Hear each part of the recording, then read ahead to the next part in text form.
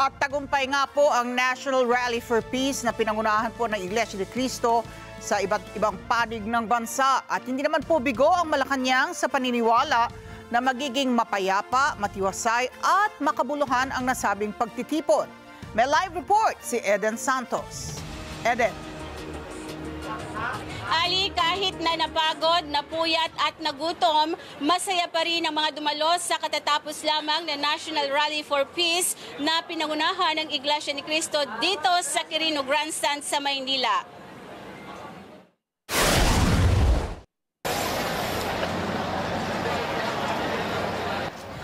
Mula sa iba't ibang karatig na probinsya ng Metro Manila, nagtipon-tipon sa isang lugar ang maraming tao. Yan ay sa Quirino Grandstand sa Maynila.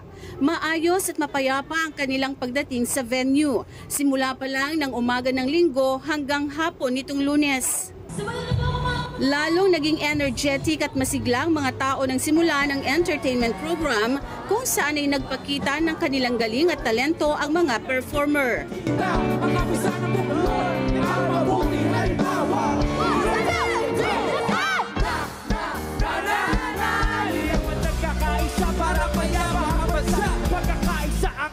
Hindi ba Habang hinihintay ang pinaka-highlight ng National Rally for Peace, hindi naman natinag ng ulan at araw ang mga ito dahil nanatili pa rin sila sa kani-kanilang mga pwesto. Bandang 3:30 ng hapon ay nagsimulang magsalita ang mga speaker na nagbigay linaw sa pinakalayunin ng rally. Unang nagsalita si kapatid na Edwil Zabala, tagapagsalita ng Iglesia ni Cristo. Idiniin niya na ang National Rally for Peace ay para sa hangad na kapayapaan at pagkakaisa, hindi lang ng Iglesia ni Cristo, kundi maging ng lahat ng mamamayang Pilipino.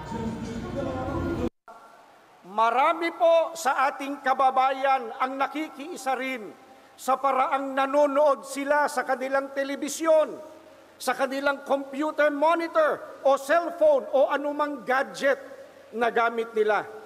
Maraming salamat po sa kanilang suporta at maraming salamat po sa inyong lahat. Hindi lamang mga kaanib sa Iglesia ni Cristo ang nagkakaisang sumama rito. Marami pang ibang grupo, marami pang ibang samahan ng mga kababayan nating Pilipino ang kasama sa mapayapang pagtitipong ito. Kaisa po natin sila na nagsusulong ng pambansang kapayapaan at pagkakaisa. Idiniin din niya na ang inilunsad na mapayapang rally ay alinsunod sa umiiral na saligang batas. Kinumpirma naman ito ni Executive Secretary Lucas Bersamin sa inilabas na statement nito. Anya, ginagarantiyahan ng konstitusyon ang pagsasagawa ng peaceful assembly gaya ng National Rally for Peace na pinangunahan ng Iglesia ni Cristo. Hindi lang sa Quirino Grandstand ginanap ang National Rally for Peace, kundi maging sa 12 pang venue mula Luzon, Visayas at Mindanao na ang pangunahing layunin ay suportahan ang pahayag ni Pangulong Ferdinand Marcos Jr. na hindi niya sinusuportahan ang isinusulong na impeachment complaint laban kay Vice President Sara Duterte. Magugunita na idiniin pa ng Pangulo na ito ay makakaabala lamang sa tunay na gawain ng gobyerno at maging ng mga mambabatas na mapabuti ang buhay ng lahat ng Pilipino. Hindi naman bigo ang Malacanang sa paniniwala na magiging mapayapa, matiwasay at makabuluhan ang National Rally for Peace sa iba't ibang lugar sa bansa. Umaasa rin si Bersamin na ang mga ipinahayag na mga opinyon ay makatutulong sa paglilinaw sa mga usaping kinakaharap ng bansa at maghahatid sa tunay na pagkakaisa na inaasam ng lahat. Ali, sa katatapos lamang na National Rally for Peace, hindi lang malinaw kundi napakalinaw ng naging mensahe ng ating mga kababayan para sa mga namumuno sa gobyerno. Magkaisa, unahin ang kapakanan ng mga mamamayan, huwag magbangayan at iba pa. Nasa lakas ng kanilang mga sigaw dito sa Quirino Grandstand kanina ay tiyak daw na aabot ito sa mga namumuno sa ating pamahalaan. Sana raw ay maunawaan ng mga pinuno ng bansa na ang ginawang National Peace Rally sa pangunan ng Iglesia ni Cristo ay pagtulong sa pamahalaan na makita at madama ang tunay na damdamin ng mga mamamayan na nagluklok sa kanila sa pwesto. Ay isa rin sa naging speaker kanina ay si kapatid na Arnel Tumanan, isa rin sa ministro ng Iglesia ni Cristo, na nagsabing yung sakripisyo ng ating mga kababayan na nagtungo at nakiisa dito sa National Rally for Peace sa Quirino Grandstand ay hindi masasayang at hindi mawawalang kabuluhan dahil ito ay ambag nila sa sambayan ng Pilipino. Ali? O doon sa atin mga narinig na mga talumpati kanina ng ating mga speakers, naging malinaw syempre yung mensahe ng kapayapaan at pagkakaisa, lalong-lalo na ng mga namumuno ng ating bansa. Eden, malinaw din ba na ang rally ay hindi para katigan ang sino mang opisyal? Partikular na rin itong panawagan nga na walang mararating itong pag-usad ng impeachment complaint labang sa pangalawang Pangulo. Ngunit malinaw yung mensahe at na hindi ito pagkampi o para katigan si Vice President Sara Duterte.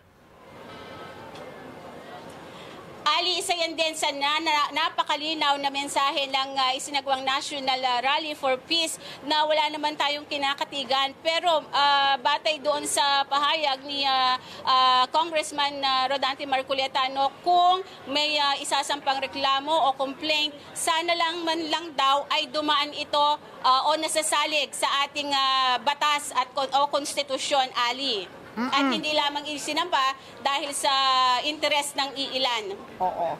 Sa pag-iikot mo dyan, narinig mo ba yung mga hinaing na mga dumalo at lumahok dyan? Na kung ano ba yung mga problema nila na dapat sanang unahin mo ng tugunan ng ating pamunuan, ng ating bansa?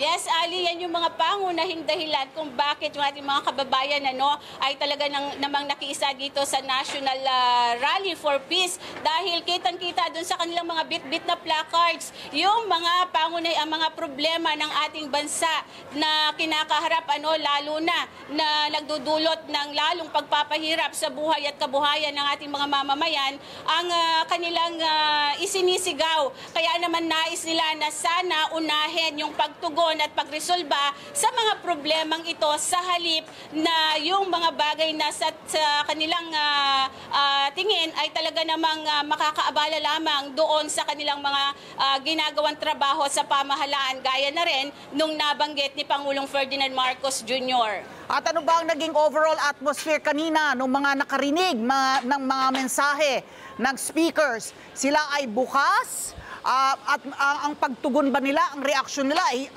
sang-ayon sila sa hindi naman palaban o galit? Ano ba ang reaksyon at atmosphere kanina ng mga reaksyon ng nakinig sa mga mensahe? Ali, sila ay pumapalakpak at sumisigaw ng pagsang-ayon sa bawat bitawang pahayag ng mga naging speaker dito sa National Rally for Peace na ginanap sa Quirino Grandstand, Ali. Okay. Maraming salamat, Eden Santos, nag-uulat live. Maraming salamat sa inyo pong pagsubaybay sa Mata ng Agila Primetime. Para malaman ang matatag, matapang at matapat na mga balita, i-follow lamang at mag-subscribe sa AtNet25 TV.